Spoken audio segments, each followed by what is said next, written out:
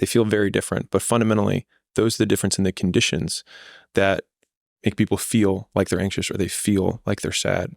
And so when we're working through what you were just talking about with, okay, I want to be gym guy and I also want to be work guy, we have many options, but a lack of priorities. And so we have anxiety over the fact that we're not making progress on any of them because we have not been able to say, this comes first. And so if we think about what priority means, it means prior. It comes before everything else. And what I think a lot of people have a hard time doing is being okay with saying no and saying, okay, I will allow myself to just not get fatter rather than get fitter during this period.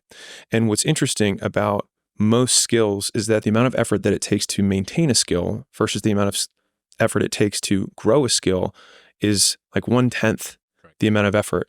And so this is where the effort arbitrage is so important in terms of allocation. And so if you do a 4 out of 10 on 10 things, you will make progress on none. You will make the same amount of progress that you could have made if you just did 1 out of 10, which is none. You just don't regress. But the extra 3 points that you save on the 9, you could put on one other item and have a 10 out of 10 or a 13 out of 10 in effort. And then after every periodized chunk of time, have a big W or win that you can look back on and say, I did that, and therefore I am.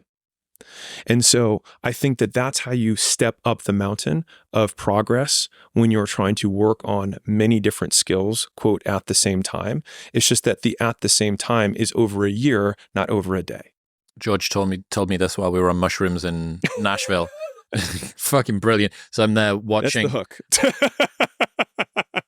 hook. Got to get people in the door. Yeah. I'm there, 4th of July.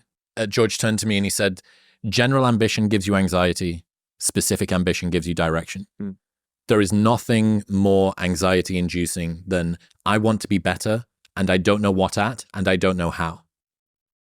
Like, just think about that for a second. Sort of embody that. It's sort of a chasing, it's a lean in, and it's tight, and sort of your shoulders are up, and there's a ringing in your ears, and you have no idea. It's like a threat. You've heard a noise in the forest, and you have no idea where it's come from. Specific ambition gives you direction. And I think the concept of specific versus general ambition ladders up to bundled terms. I want this big thing, but I haven't broken that thing down into what I can actually do. Once you get specific into the actions, you don't have a lot of anxiety because you can see what is required in order to get it.